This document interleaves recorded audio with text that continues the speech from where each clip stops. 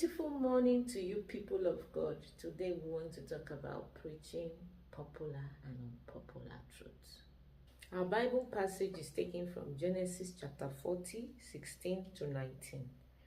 When the chief baker saw that Joseph had given a favorable interpretation, he said to Joseph, I too had a dream. On my head were 3 baskets of bread.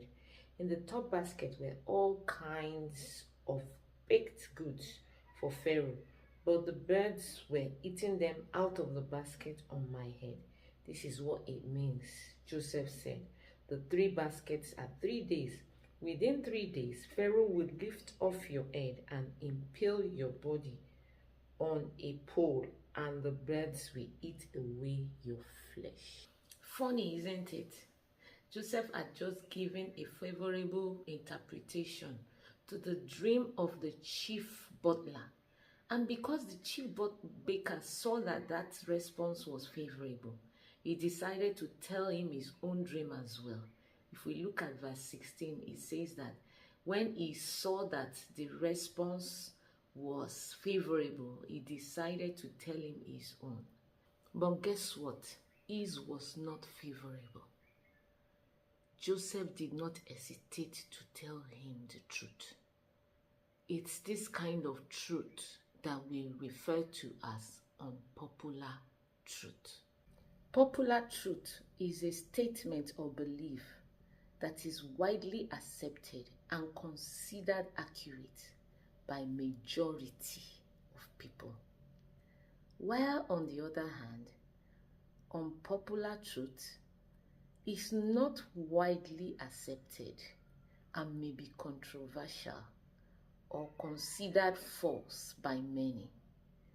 It is inconvenient or uncomfortable to hear, and so it challenges the status quo. Examples of popular truth is when you preach about God's love, when you talk about God's mercies and God's compassion. It becomes unpopular when you talk about hell, when you talk about judgment, or when you are to preach on holiness. How many people can actually tell someone that after 3 days, the king will lift off your head and the birds of the air will come and eat it? Joseph was definitely not willing to please men. He was a God pleaser. He did not care about what man thought about him, but spoke the truth in every situation. Let's read Paul's letter to the Galatians in Galatians chapter 1 verse 10. It says, am I now trying to win the approval of human beings or of God? Or am I trying to please people? If I were still trying to please people, I would not be a servant of Christ. Remember that when you try to please people, you are no longer Christ's servant. You can only remain a servant when you try to please God. Joseph could have decided to tell a lie to the chief baker. After all, he was going to die after 3 days, so he wasn't going to be able to do anything to Joseph. But Joseph was not a man pleaser. He wanted to please God, so he told the truth, the unpopular truth. Are you a preacher, a missionary, an evangelist, a pastor, or simply put, a child of God? What have you been telling people? What do you tell God's flock? Do you tell them what their itchy ears want to hear? Do you tell them the truth from God's word? Or you have been telling them what will make them love you? Are you a man pleaser or a God pleaser? Remember that you will give account to God of every word that you speak to his people. God will hold you responsible for that sinner that gets into hell. Some of us are privileged to be around people in power, but we always tell them what their itchy ears want to hear. We always tell them what will make them to give to us, We tell them what will make them to love us. We don't tell them the undiluted truth from God's word. We lie to them. God will hold you accountable. Some of us have friends. We have bosses.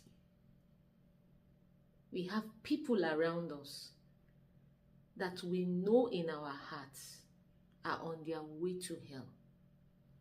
Yet we watch them die in their sin. We never tell them God's word. We don't share the good news with them. God will hold us accountable. There was a very heavy storm in a certain town, and a man happened to be on a bridge on that day.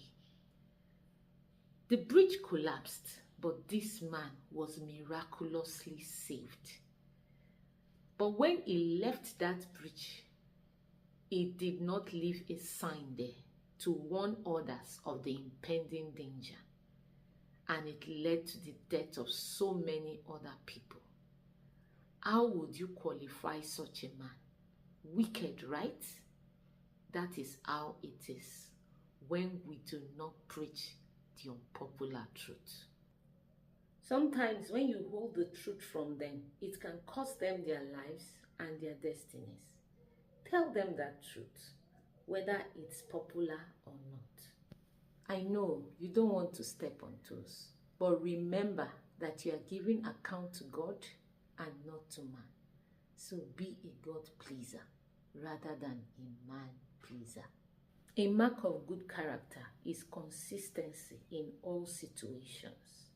As you go into this week, be consistent. Say the truth in all situations. As you do God's will this week, God will help you, He will bless you, and He will keep you.